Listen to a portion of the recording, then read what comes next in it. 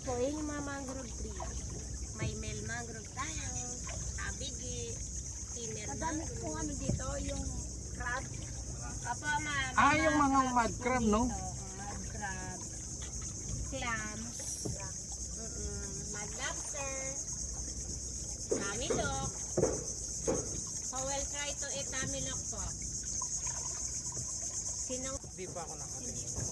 Ano po yun? edible woodworm? Hindi ko alam yun. Yung move. Okay lang yan. Gusto mo tumayo pa po. See? Takot si mami. Oo. Hindi marunong lumangoy. Kapag yung tubig hanggang sa, bangka, takot hanggang siya. sa tuod yung tubig, malulunod pa yan. Yun lang. Ay, liko. Ay, manahigit ka. Kaya nakamo. You wanna light this? Yeah, ito yung silver life jacket. Mainit. Mainit talaga po yun. Mainit. Kanina yung ano, That is mandated po, pero madalas talaga ayaw magsuot. Kasi Sobrang sa init. At saka Maano kung kayo, nasuot na po yan nung iba kahapon, ma-absorb nyo yung amoy niya. Ay, amoy ano na kami. Amoy paniki na kami. Actually, ano po, hindi lang naman amoy paniki. Yung iba talaga yung ibang mga foreign natin. Ano po yung mga matakaw sa sibuyas. ay, Malakas ang amoy ng malakas ang amoy ng power. Malakas yung 555 nila. Lalo na yung bakera sa likod. Naku, Malakas yung sardinas. Siguro ano yan. sabi ang bango. Ang bango talaga. Kasi nga tayo ay nasa national park. Mga lamok lang po yung pwede natin ditong patayin. Maliban doon, wala na po. O yung gamot na binibenta doon sa ano eh.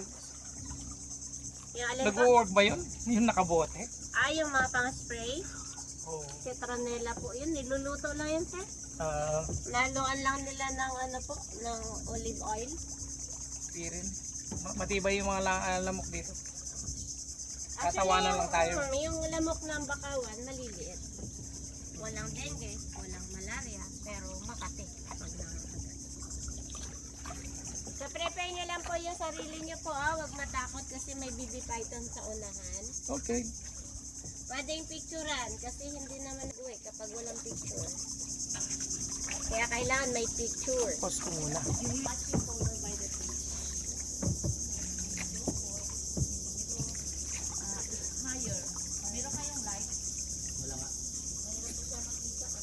Tumaas. Sa may Victoria na nasa nga. But there's the other one. Sa taas, sa may ano po. Over to the yellow leaves. Closer to the yellow leaves. Right there. Yan po. Look at the trunk. Yung brown po doon na parang ball. Nakita ko ngayon. Yun lang no, maliit pa lang. Maliit lang pala. the baby one. Ayun, naka baby lang yan. Parang ano na lang nung ibon.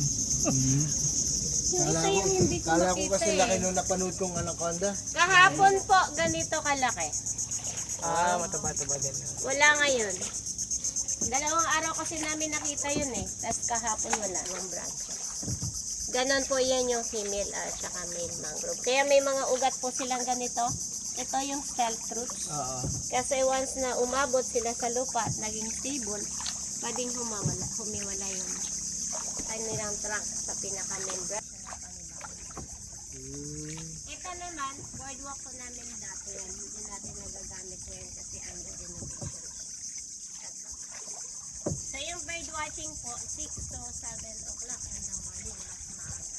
Kaya kailangan po yung nagbo-bird watcher, nakabook kayo in advance kasi nga walang tao sa lugar namin kapag walang booking.